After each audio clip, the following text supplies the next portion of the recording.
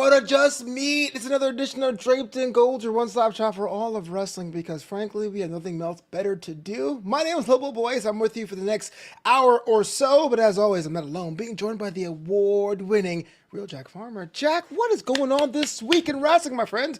Man, the most important thing in all of television, the Severance season finale goes live tonight. Gonna check that out. Be honest with you, Flo, but I love this show, but the Severance? past few episodes have left me a little unimpressed. They're gonna have to land the season finale if they want this guy to keep watching and not sever himself from all the stuff that's going on. For a second there, I thought you were talking about Draped in Gold not being not slapping. I was like, damn, dude, you're on the show. But I've never seen Severance, but I heard it's like the next big thing. People told me that peak television's dying, but everyone says Severance is still holding on the line. What's been your take so far? It's super engaging, but the past few episodes have definitely got me worried. It's falling into Lost territory where, like, they, of course, they say they're like, hey, we got this great thing planned out. It's going to be incredible. Definitely make sure to, stick around. But then, like, you're watching, like, do you really have a plan, or are you just kind of making stuff up as you go? I don't know. So I'm kind of torn. That's why if the season finale hits, I'm going to be obsessed with it. But if it doesn't, I'm going to go, that's it. This towel, it's getting thrown in. Kind of reminds me of Empire, another Severance show. There was like a run of shows where it was kind of like who's taking on the farm, whether it was like Yellowstone or Monarch or Empire, like. Severance, by the way, I think you're thinking of Succession. Oh yeah, Succession is one where they're taking over. That was a great show. All Severance is where when they go into work, their memory erases, and then when they leave work, their that's memory what erases. it is. Okay, Yeah. Gotcha. It's very, very much more Westworld than Empire. Got it. Yeah. True. Yeah. Wait, exactly. that's the Ben Stiller one, right? Yes. Oh, okay. I didn't get my wires crossed. I'm sorry. Oh, you didn't. So, are you not a Ben Stiller guy? No, I just don't have You Apple said TV. like you don't care. No, I'm saying, oh, you called me out. I had my streams crossed with the wrong references. Not like I don't hate Ben Stiller. I was thinking of the wrong show. That's what I'm saying.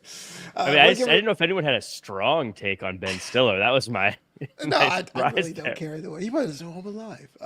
Really good shout out to everyone watching now on YouTube, on that X, on Jack Farmer's channel. I'm here debating whether or not I should pay for Twitter to have that streaming privilege. It looks like it works for Jack. I'm not so sure. Let me know if you want me to do that as well. If you have questions, comments, or concerns in the next hour or so, make sure you write it down. We'll definitely have a good time doing that. And please, if you're listening on Apple or Spotify, 5 stars is what we need, and a review, because that makes us feel warm and fuzzy on the inside. Yeah, it's good to see. We already got folks in the chat like Wheel 5 Stud making a triumphant return. Good to see you. Been a long time. Yes. Ricky Sinclair, and of course, A plus LA, giving the request for the yes. Yeah, we're gonna have a good time tonight, Flobo.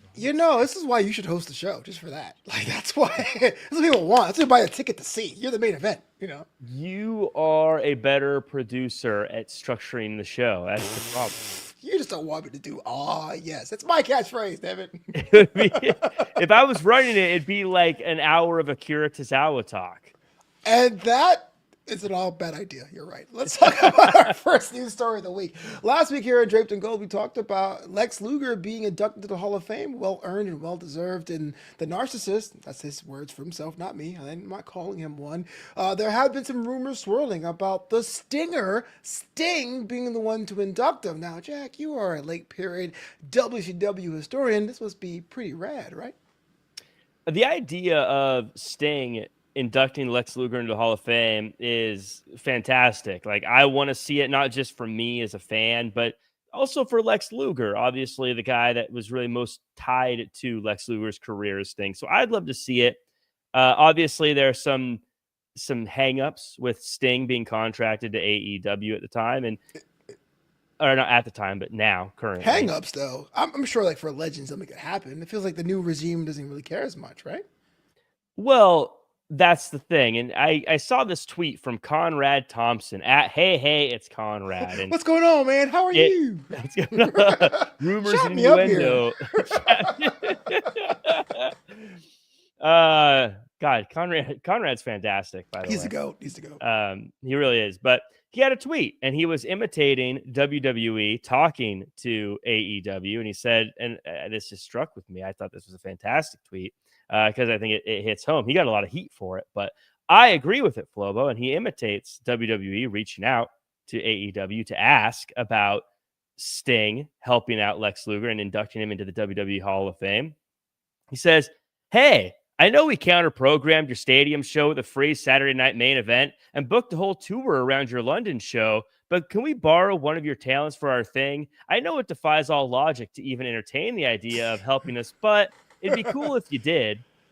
And Wow. I think that there is a little bit of truth to that. And look, I'm not saying AEW has never fired shots at WWE. I'm not saying that this is a one-sided Because you shouldn't. thing. Because you did it weekly.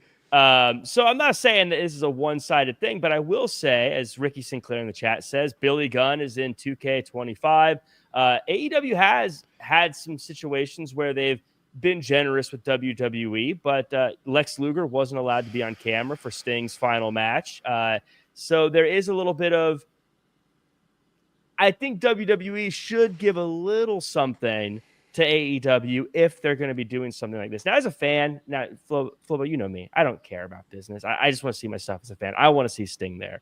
But my hope with all this is it actually kind of warms relations between these two companies and maybe stops the counter programming and stops the Twitter talk and stops the fans even more so from hating each brand so much, but maybe leads to them possibly sharing video libraries when necessary or having things like a wrestler be on different shows. I'm not saying we're going to have wrestlers on different shows anytime soon or that we're going to have a cross-branded show, but WWE has shown that they're happy to work with other companies. AEW has shown they're happy to work with other companies. I would love for this to be the thing that leads to this cold war between the two companies to come to an end. I think Sting has an advantage, if you can call it that he's technically retired. So even though he's contracted AEW talent and his last match was in an AEW ring, give or take, yeah, it would make sense to have him there for that. And I think WWE can get away with saying, well, he was a guy that wrestled for WCW. Here's our library. But if you're AEW, you can be very, very petty and say, okay, well, what's in it for me? Like, I'm helping you out today. What's in it for me? Does Tony Khan get a ticket to the Hall of Fame as well? I don't know. Like, I guess I got to say this. I would love Sting to induct Lex Luger, but we got to think about alternatives in case that just doesn't work out. The deal cannot be made. Yeah, and again, I want to reiterate for anyone listening or watching, I'm a fan. I want to see it happen. I'm not trying to be negative Nancy here, and I would love for Tony Khan to let it happen. I don't know what Sting's contract looks like. Tony Khan may not even have a say in this situation. I mean, I know he has a contract with AEW, but not all contracts are created equal either, Facts. So he might not even have a say. I don't know, but I would love Sting to be there. I'm trying to look at it from the AEW side where they can say, look, man, we've allowed a lot of stuff. Jericho was on Broken Skull sessions. They've done a lot of stuff. They said our wrestlers can be available to you. I would like to see something given to AEW at some point from WWE, not just as a team AEW or anything like that, but just like I said, I'd love for the relations to warm up a little bit and to not have it be so negative. And again, right now we're talking about this situation. I'm not saying that the AEW doesn't deserve it to some extent. I'm not saying AEW hasn't asked for it or had their counter programming in the past or had their tweets in the past. I would like them to stop that as well at this point. You know damn well it's going to be Hulk Hogan be like, I said, give him the Lexus Express, brother. I'm going to be WCW. Someone else has had my mantle. It'd be a great idea, brother. Like, I guarantee you, it's more likely Hogan inducts Lex Luger than Sting at this point. Hogan, you know what? You're probably right. And the most unfortunate part of that is that he's going to get booed. Like, no one wants to see Hulk Hogan on screen. Didn't you? Aren't you a WCW guy? I'm a WCW guy, but I've said before on this show, I'm done with Hulk Hogan. I know. I'm just poking the bear here. So that's unfortunate because then that would like overshadow the whole thing of Lex Luger going in if it's Hulk Hogan. induction in. I just want to jump in here. Jose Topete says, "Hey Buzz, you plan on doing review shows or PLE?" Frankly, I want to speak for Jack here because Jack is the reigning trial between of this Draped in Gold run. Is that it's kind of like I'll be down to do it if people would come, right? I know we do our shows in the morning. We can't really judge our fandom based on that, but it'd be kind of cool to do a little of a maybe a Clash in Paris or maybe a WrestleMania thing. Well, we're both gonna be at WrestleMania, but doing a PLE Draped in Gold style. Yeah, I would love to do a PLE. I would love to do an after show if it makes sense for this. Right now, I think we're just trying to find the right time, and maybe if we're both in Vegas for WrestleMania, maybe we do a post show live right after the show. No one would show up to that. No. they're all going to be at the Tony Hinchcliffe roast of WrestleMania, which is a dumb idea, but they're going to be over there and not our show. Flobo. Speaking of transitions, that just so yes, it's true. It's Tony Hinchcliffe, I guess, because of the West Coast timing of WrestleMania, is going to be hosting the roast of WrestleMania, which is something we never even asked for. Starring a guy that's been controversial over the past year, and a guy I saw live. And when I saw live, I mean, he turned in the audience when they didn't laugh at his jokes. So Triple H, being the guy who loves a bit of humor, decides to have a whole roast for the institution of the PLE specifically. It's not clear, but we're going to have ourselves a post-show roast in Vegas at the Fontainebleau, which came really quickly as being the official hotel of WrestleMania. I think it obviously has the potential to be a fun idea and something that happens that is a blast. It also gives something for older guests who aren't the kids to enjoy. We'll talk about that maybe in a second. But this feels like the idea of a roast, a WWE roast or WrestleMania roast, feels like if it's going to happen, it should be a non-WWE company producing it, right? Like it's weird. It's weird to throw yourself a roast, right? Like it'd be weird, Flobo, if I said, "Hey, everyone, why don't you come over to my house and we're all going to roast me?" Hey, that was my 33rd birthday, so shut up. Yeah, weird. Just weird. I know I am. All right, leave me alone. No, I don't know. It seems like let's take it out of this context so we can put it to something else, and that sometimes clears up. Like if the NFL paid Tony to do a roast the NFL roast after the Super Bowl, you'd be a little bit like, oh yeah, corporate censor type deal. This is a little weird. This is a little corny. I'm sure there's going to be a ton of really great social media viral moments out of it. I don't know. I don't know. It feels a little corny to me. It feels a little. I don't want to say this because it's political and it'll get me in trouble, so I'm going to leave it out. But you better say it. Can you text it to me and I say it? It's not even that political. It's just a political person, and then if I say it, everyone's going to take it the wrong way. So I'm not going to say it. But look, I'll be honest with you. There are way famous, more okay, famous. Just say it's Donald Trump winning the Donald Trump golfing trophy. It's like, oh yeah, I mean, it definitely is the okay. best tournament ever. Like, yeah. So I don't know. It feels weird. It's just one of those weird things to throw for yourself, I think, especially if you're a big company like this. They couldn't get Jeff Ross, they couldn't get Sussinger, they couldn't get Lil Tomlinson, but they got Tony Hinchcliffe, which is, I guess, somebody who needs to rehab his image. I don't know. To me, it just seems like really weird vibes. And I know if you're going to roast WrestleMania, it should be like the 40th or the 50th or the 25th. Like, I don't understand what the deal is. So after the event, you're going to go from Allegiant to the Fontainebleau, which is crosstown, to be honest with you, and you're going to have him roast the 8 hours we just saw. Or is it kind of like, is it going to be Vince McMahon jokes? To me, it's kind of weird. That's all it is. But yeah, I mean, again, maybe it'll be great. I am skeptical. I would not buy stock in the roast of WrestleMania. Right. But I don't know. I've been wrong. Sometimes you try these different things and they're fun, and you go, "Oh, that worked out." You know, I thought Raw Underground would have been a bad idea, but it kind of was, though. I loved it, but it kind of was a bad idea. That is probably one of the reasons why I love it. Is it's such a bad idea. It's just a train wreck. I would have rather have the Slammies over a roast, but that's just me. But we got to move on in the interest of time. Top story in wrestling this week was the promo heard around the world, clocking at over 24 minutes. John Cena in Belgium seriously ripped the Belgian audience and the audience at home, saying, "You guys deserve nothing. No theme music. I hate the jokes you got made about me being invisible. It's lame. You're lame. I want my championship." And I gotta be honest with you, Jack. The idea of Cena getting a title, coming back as a normal babyface would have been interesting, but him evilly winning it from Cody has me intrigued. This was upsetting to me. This whole thing, What? I thought, Upsetting. It was disappointing because John Cena continually, individually pointed at people and said these horrible things about them, called people toxic, called them abusive, pointing at these people in the crowds based on things that have been happening over the past 20 years. Flobo, the WWE has never had a live show in Belgium before, a televised show in Belgium before. Yeah, which sucks for me for spoilers, but continue. That means all the things he was saying, none of those people did.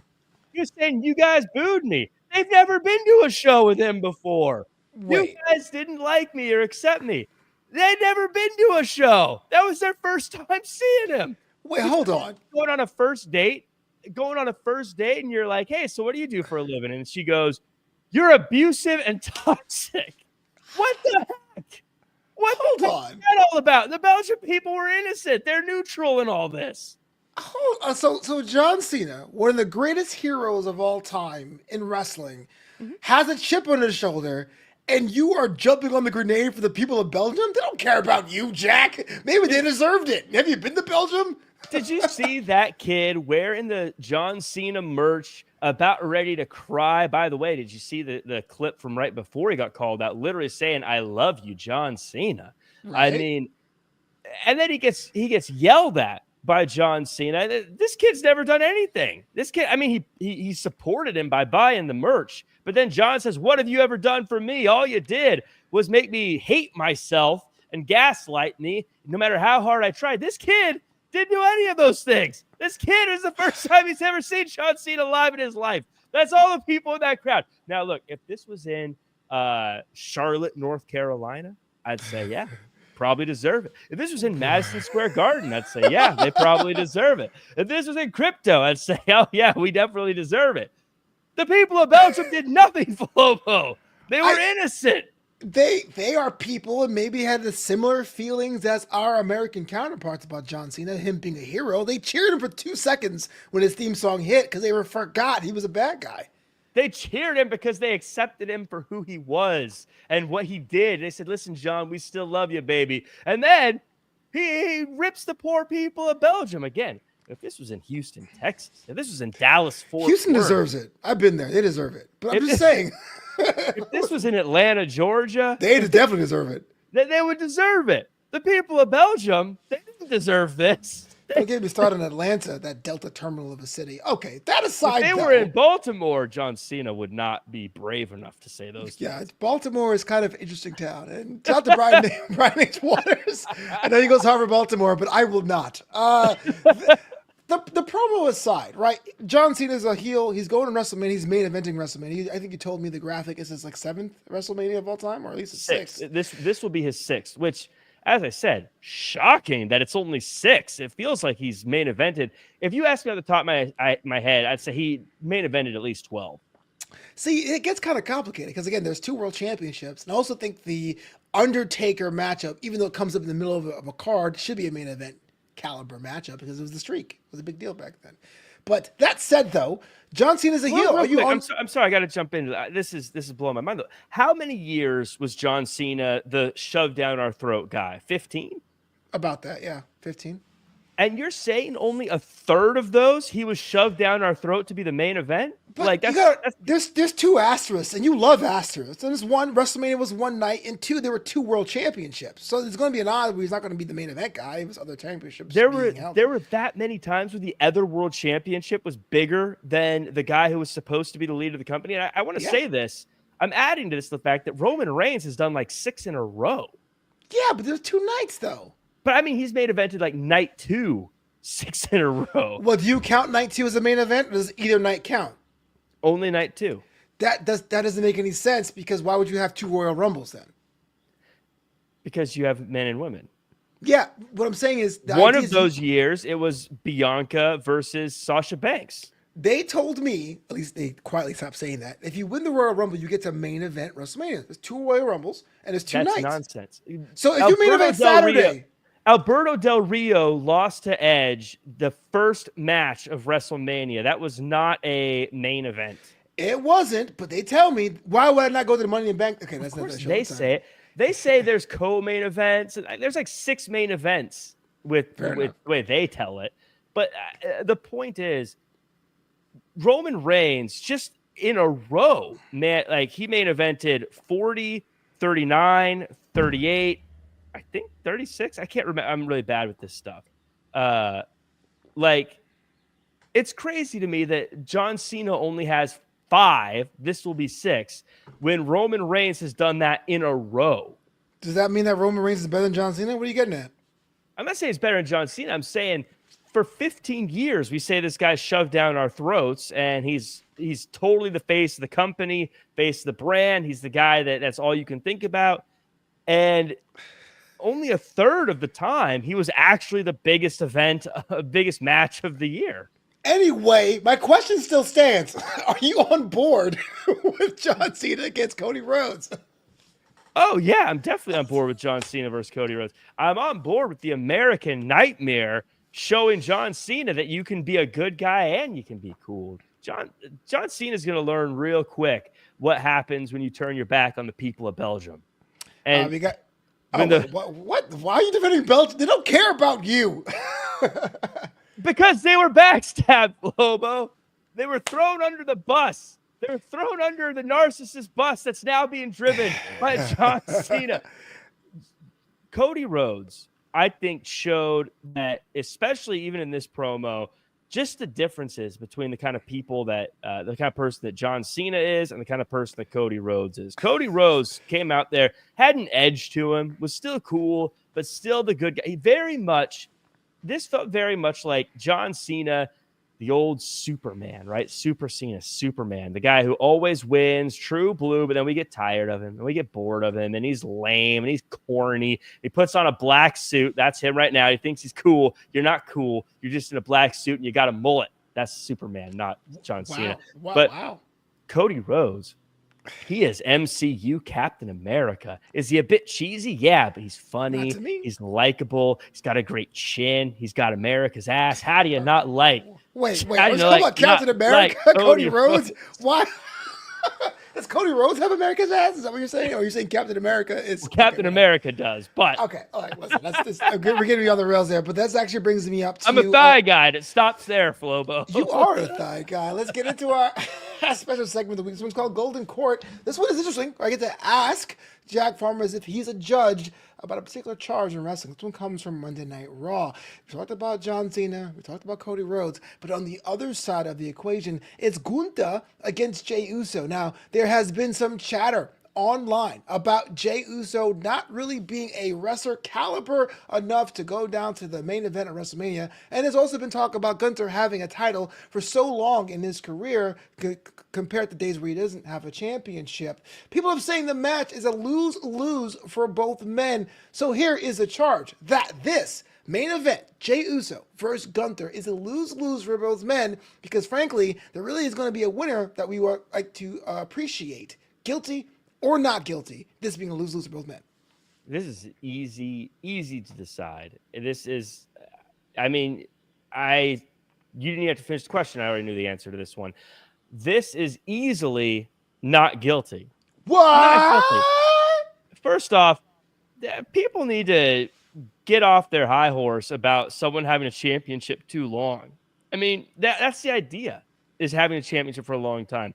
I can't believe how many people talk about all the times championships jump hands. And, I'm a late period WCW guy. You look at WCW 2000 historically. I mean, no one remembers that from it was 25 years ago now, but they changed the titles like 20 times in 1 year, and everyone is all upset about it.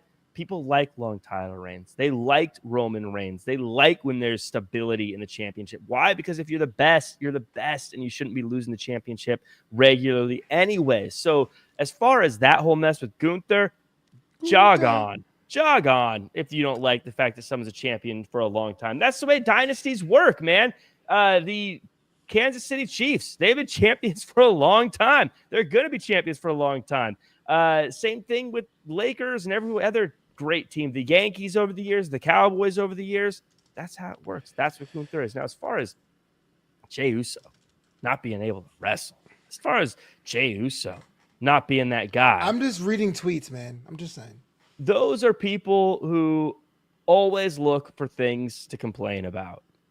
People talk about The Rock being one of the greatest of all time. I think most people would agree with you that. Hate The Rock in that conversation, though. Like, that is an unfair analogy. No, I place You're always like, he doesn't count being the GOAT because he'll wrestle for 5 years. I'm Jack Farmer. Yeah, he's not the greatest. I put him at number 8.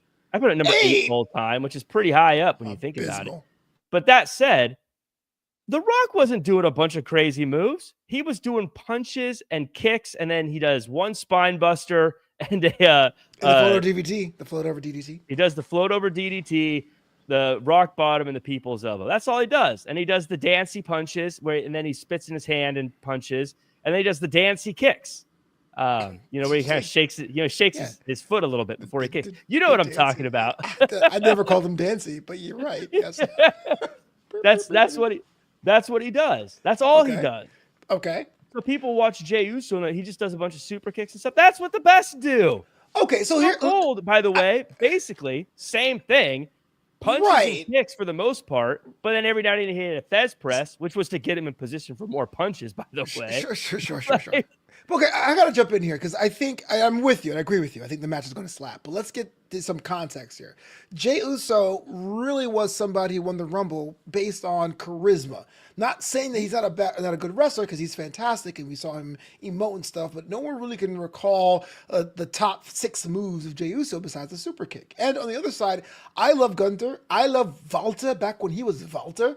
But let's be honest, like back when he was caring about the ring being sacred, he was interesting. Now he comes out and says, Belgium sucks, or Barcelona, I thought we were in Madrid. And that's kind of stale as well. So I don't think it's completely beyond the pale to think that this match won't be as marquee as we think it's going to be, Jack.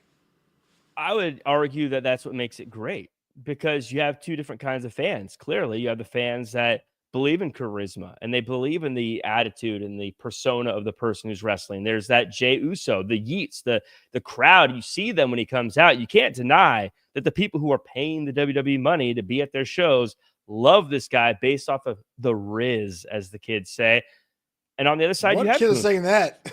Was this 2012? The Riz? Riz? People still say Riz, right? No. Stop. Skibbity toilet. All right, Grandpa. People in the chat, tell me, am I losing? But Gunther, he doesn't have that.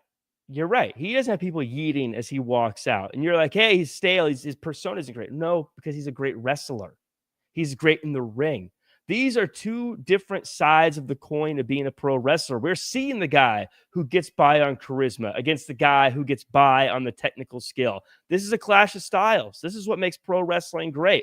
We're going to see 2 people who are from very different walks of life battle it out to become the very best in the world. This is what makes WrestleMania moments. And I think it's going to be great. And it's going to be one of those ones where I think a lot of people walk away going, man, that one may have stole the show. That was a great matchup. And the people who are complaining on both sides of this, again, jog on, because I feel like when someone has a ton of charisma and character, they go, oh, but he can't wrestle. And then when someone says, oh, this person can wrestle really well, they go, oh, but he doesn't have charisma. And then when they have a great match, they go, oh, well, matches are built based on the story that builds into it. And then when they have a big story that builds into it, they go, oh, it's built in the ring. Get over yourselves. Get over yourselves. You can't pick everything apart. This is going to be great. I like how you defend Belgium, but then everyone to get over themselves. Maybe you are a heel. Gotta give right to Kayla Roney. Super kick. What about a super chat? Is that our first super chat? I have no idea. I think it is. Kayla Rooney going in the Hall of Fame for the Mm. super chat. Thank you so much. You know what was funny back on Wrestling Inc. when they had super chats and we never saw that money? Yes. But we're seeing this one. Yes. Not a penny of the Wrestling Inc. super chat. I think we need to say, by the way, this show needs to be, at least for the rest of the day, Draped in Gold, presented by Kayla Rooney. Let's do it. Let's do it. That is our audio title. It is it's definitely set up because this is all Am I saying worthwhile. the last name right, Kayla? You got to let us know. Is it Rooney? Okay, yeah, I think it's a Roney, but I mean, we'll see. We'll see. Because I Roney? don't want to insult you. Please don't leave. Don't take the money back. Okay. Let's talk about NXT this week because to me, top to bottom was my favorite show of the week, and really the storylines are revolving around Stephanie Vaquer and her ways with the grappling arts and sciences. She has both titles, the Women's Like North Gunther. American. Yeah, I guess so. You kind of killed. I'm like, Stephanie Vaquer. Gunther! Not the same, Jack. Not the same. It's different. I mean, Stephanie Vaquer is, she's La Primera. And yes, so she has both titles in NXT, the NXT Championship and NXT North American Championship. And it had been decided at the end of the festivities on Tuesday night that she'll be defending both titles in separate matchups with both Jada Parker and Fallon Henley getting title shots. And you always know when someone has two titles and defend them separately, it cannot end well. Jack Farmer, what say you? Steffi, 2 belts, Jada and Fallon Henley. I am a huge fan of Stephanie, so I'm happy to see her do well. I'm happy she won both championships, and I think that it's just a precursor to a much bigger much bigger times for Stephanie Vaquer. I think she's going to be such a big star. I think she's going to be a world champion. She's going to be having main events on WrestleMania. Maybe not main event, only one a year for those, and even John Cena only got 6. So maybe not main event, but I think she'll be having big time matches on WrestleMania. I think she's going to be a Hall of Famer. I could already plug that in there unless something cuts her short. That said, I'm not a fan of people winning more than one championship. Not a fan of the Becky 2 belts. Not a fan of the. You're not a fan of achievement? You're not a fan of like winning matches? You're not a fan of being better than everybody else? I'm a fan when I am, but I think. Wait a minute. I think that this is a situation. I think when this happens, it's always better in theory and it's better in idea than it is in actual application. You know, we talk in wrestling a lot about how, unlike movies, wrestling never ends. You got to keep going. And so did her winning both championships have that movie finale, that great moment where she's standing there with both championships and she's finally did it? She's won everything like a video game. How great is that? There was confetti involved, yeah. But then the next day rolls around. Guess what? Story's not over. Story's not done. You got to keep going. It isn't a game. And like this little, well, no credits are rolling except for the executive producer with the 2 names at the bottom of the screen. Yeah, that's kind of weird. So this one, it keeps going. And now we get here, and now we're in a situation where she has 2 championships. She has to defend against 2 people. This is a lose-lose situation. We talked about lose-lose. This is lose-lose to me because you're going to have either both her opponents are going to lose, in which case that sucks for them. They look pretty lame. Or Stephanie Vaquer is going to lose. And it's like you just won both championships and now you're taking a loss already. That looks bad too. I don't like the situation. I'm a big fan. If you have a champion versus champion situation, I believe the way it should be done is that if you are the mid-card champion and you're going for the world championship, you can, but you got to drop your championship in order to do so. You got to put something on the line. You got to put something on the line. You got to risk it. No risk it, no biscuit. You want to be the champion, you got to do all or nothing. I don't like the idea that you can go into a championship match knowing that you've got one in the hand already. I think you got to give something up. You got to To get be something before the match. To be fair, in the match against Moose and Obafemi, only the NXT Championship was on the line. But the match against Julia, both titles were on the line. And next week, Jada Parker actually has first crack in the opening contest for the NXT Women's Champion. Now, Kayla says that Jada has next, and I do believe that she will be a champion one day. But does it happen on Tuesday, do you think? I think that Jada Parker is another massive star in the making. In fact, I'm kind of surprised she hasn't already moved to the main roster already. I don't think it happens this week. I don't think it's going to happen right away. But I do think Jada Parker will be a huge star. Okay. In fact, I'm kind of worried about her that she isn't already on the main roster. Is she still with Out the Mud? I would say it's kind of a loose alliance now, but she comes out to her own inferior music and she doesn't really interact with them anymore, you know? With Def Rebel, you can't judge someone based on their entrance music. But the thing about OTM, as bad as the music is, it kind of sounds unique to them. It's like doom doom doom. I cannot even tell you. I can't even hum Jada Parker's music. It sounds like the beginning of a talk show. It is. It's very GTA meets talk show. It's very Vice City. But Fallon Henley's going to be in the main event. So let me ask you this: if you were a betting man, Tony Vaquera has 2 titles. Is the over under at 2 after Tuesday? Do you think we take the over or the under? I take the under. You think Stephanie loses the match on Tuesday? I think Fallon Henley sneaks a win. Interesting. Because Fallon Henley, this is something she's wanted for a long time. I think she's driven. I think she's focused. Jada Parker or Stephanie Vaquer, not as focused right now. I think she's riding high. I think she could take on anybody. I think Fallon Henley gets the win. I maybe has some help from her friends, but Stephanie, I just again, I feel like she should have relinquished the North American Championship before the match. We got to go into the chat here. Jose Topete says Keith Lee relinquished the North American title immediately after winning both. So Jack is saying that Stephanie should have cashed in her chips to even have a qualification. But again, this was presented as title for title, which is a little bit different. I think if you want the match, I agree. It's just to be clear, you don't drop it afterwards. You have to drop it in order to get the match. That's where the risk it comes in. You got to risk it. You're biased because of that whole Gift of the Gods title in Lucha Underground, but that's not the issue. How great was the Gift of the Gods? I need a week to promote it. All right, Dario. The only problem with the Gift of the Gods, like that sounds cooler than the World Championship. It does. It does sound very. What's the name of that show? On Nickelodeon, like the Olmec one. Legends of the Hidden Temple. That's the one. Yeah. Ricky Sinclair, fins up, says Tyreek and Tyson. That's pretty cool, by the way. Are getting more TV time than OTM, and it's a shame because I don't want to single anybody out. I do like Lucian Price. I know there's a lot of people that fit his archetype now, being that size, being that style, being that look. But I think Lucian Price does have some fundamentals that if I had a draft from NXT, I would pick him as a solo act personally. Yeah, it's right now in NXT, it's a very tough place to stand out. Very tough place to stand out in NXT right now.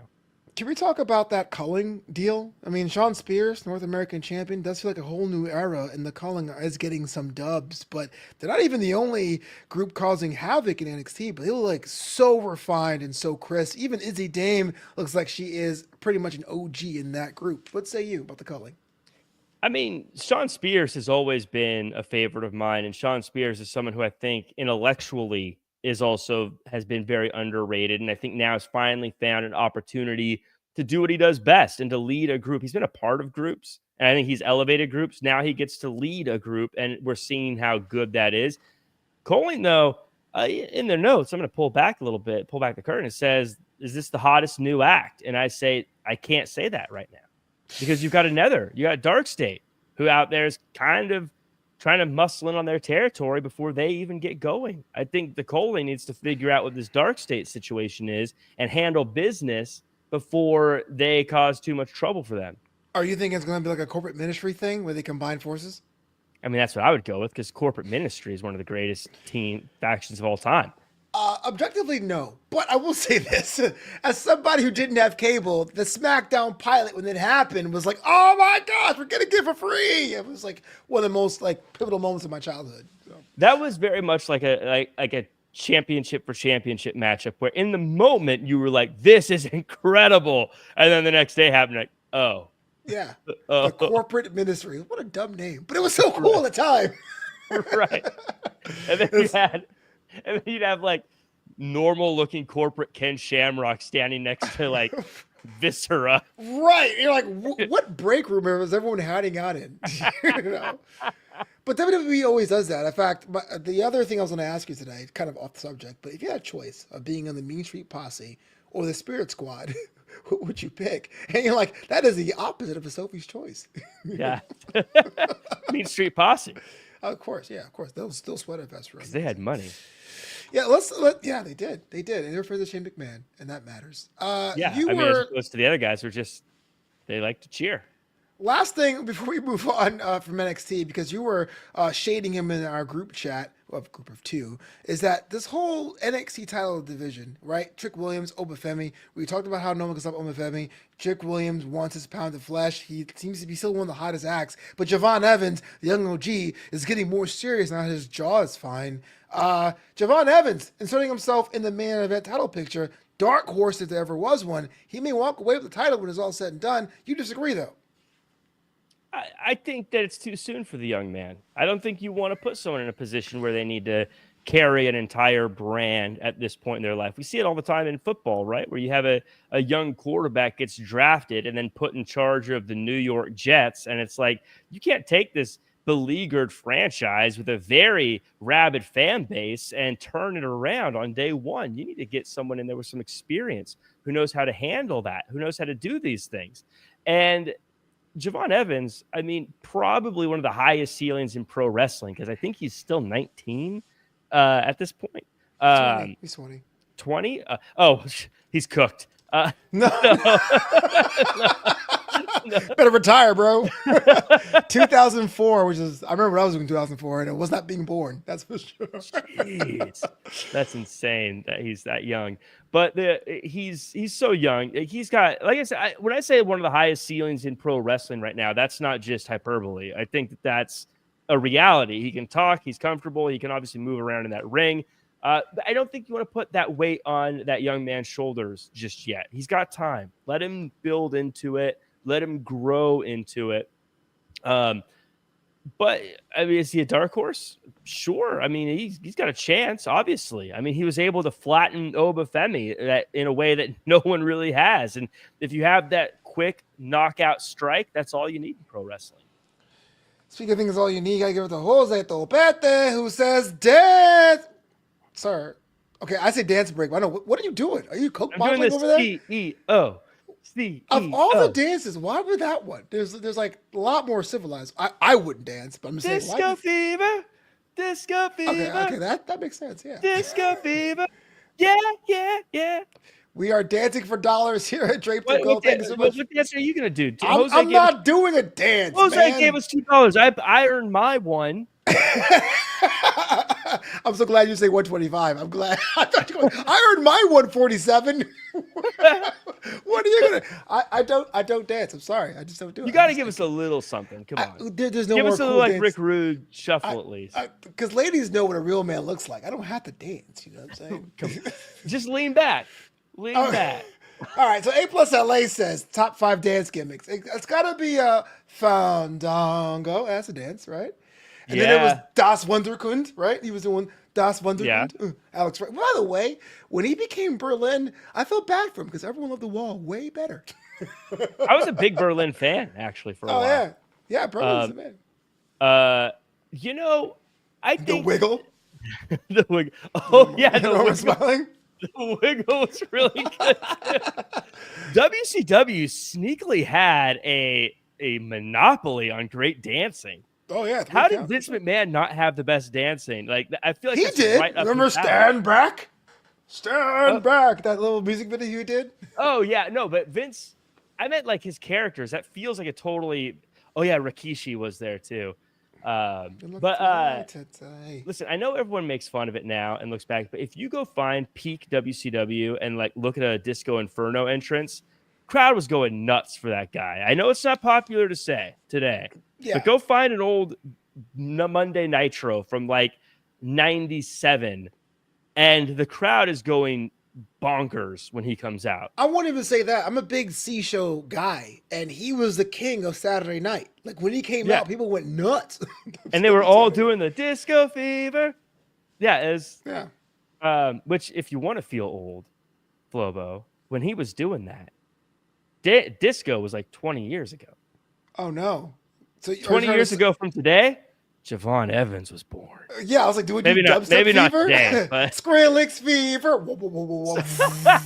So that means someone coming out to an Usher theme song today is similar to Disco Inferno coming out to disco music. I'm so caught up, got me feeling, babe.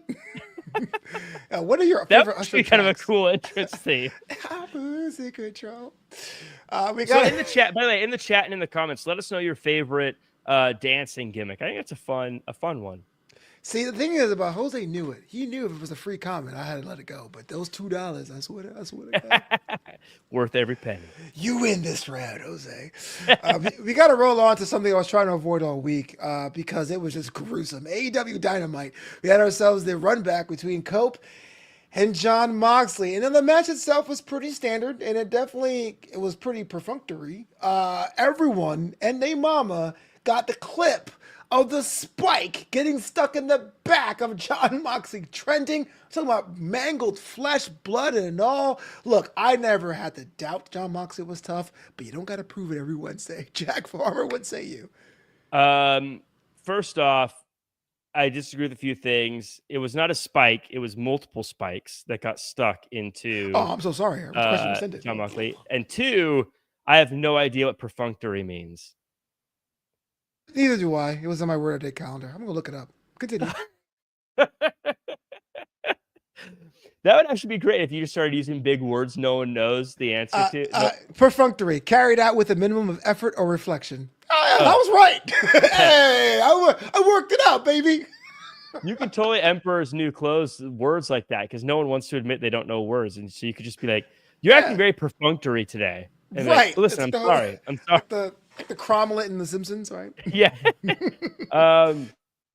I have said before, I do not like death matches, man. I listen, I'm not a total fuddy-duddy, right? Like, I like good. You are 98% fuddy-duddy, to be honest. I like a good Heritage Cup match. You're a high fuddy-duddy quotient. I like good wrestling matches.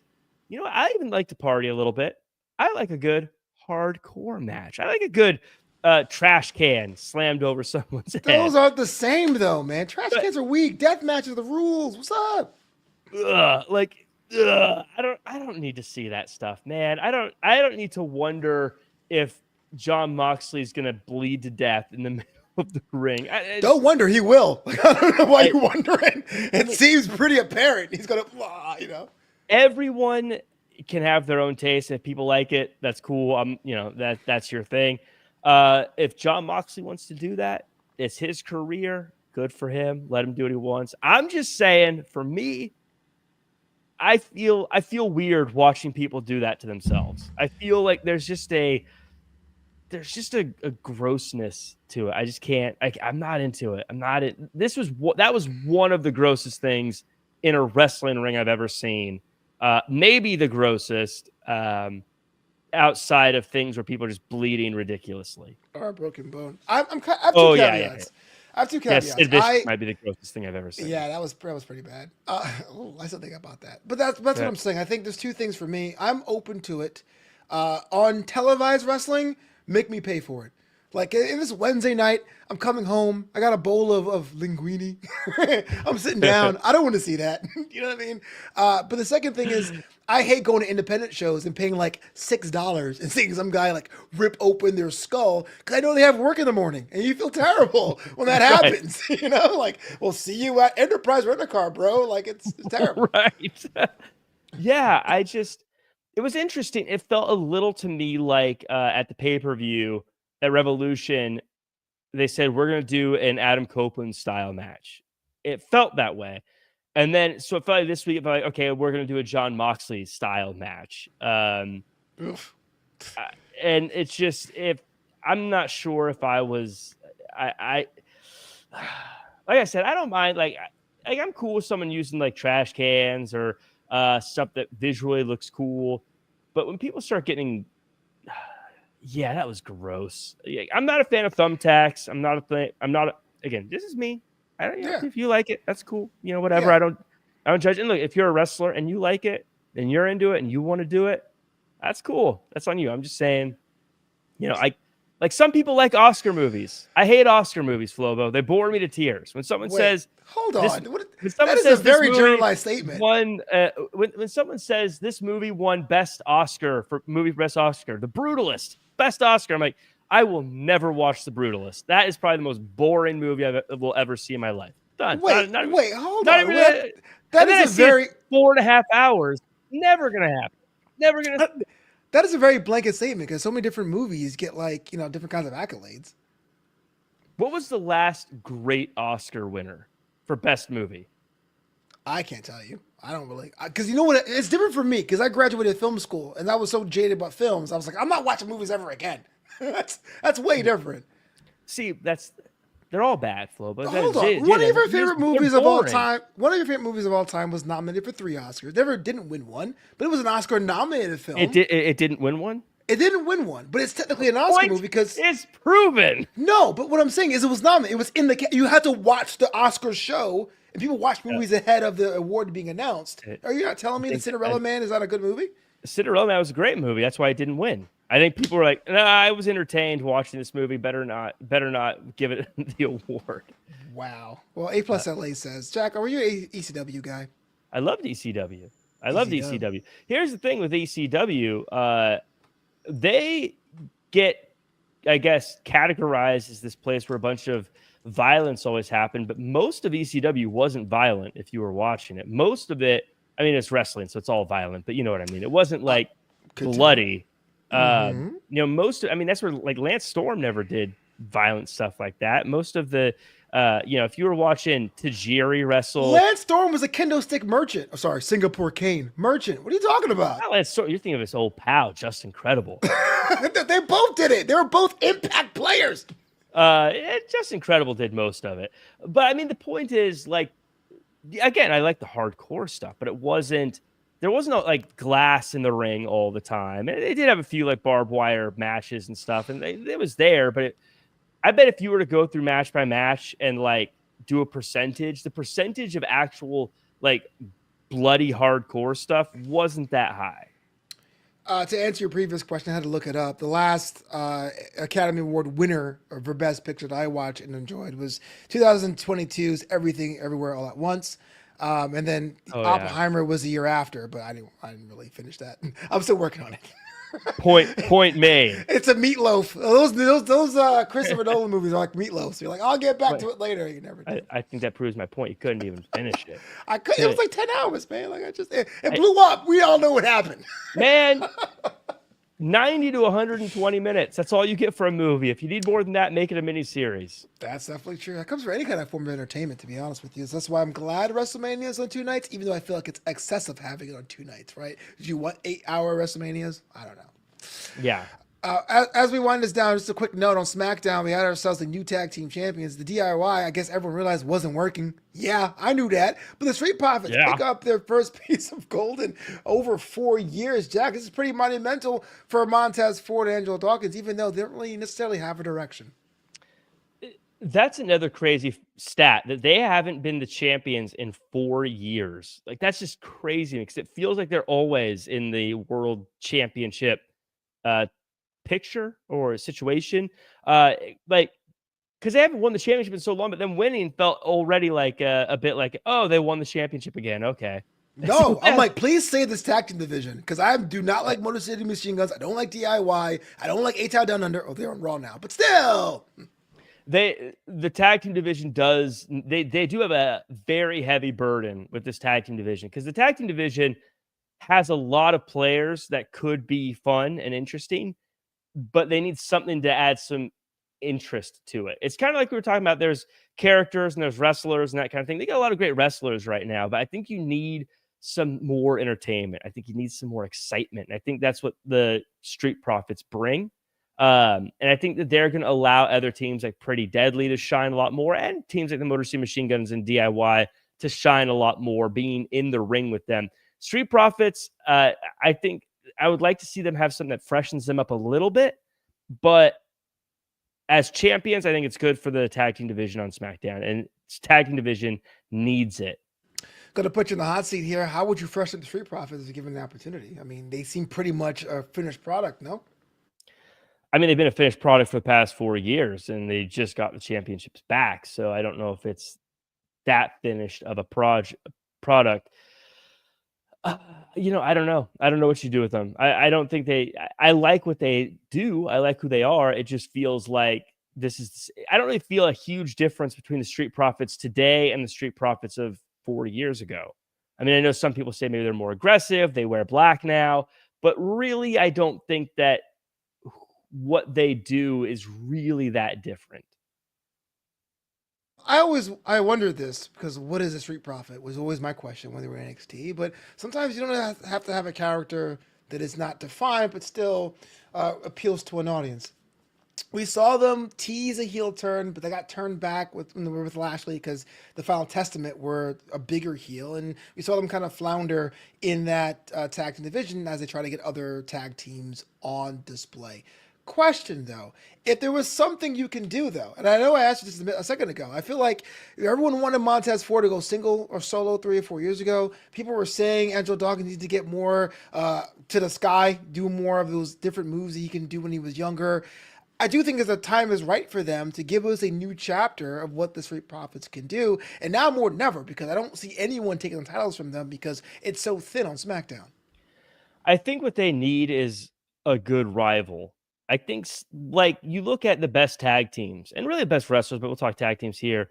One of the reasons the Usos are considered one of the best tag teams of all time is because they had the New Day to go against, and you look at the best tag teams in history, they always had other tag teams in the division that they could get really personal with. I want to see Montez Ford and Angelo Dawkins in a real personal rivalry that's more than just profits are up and we want the smoke, or we're the champions, we're going to win.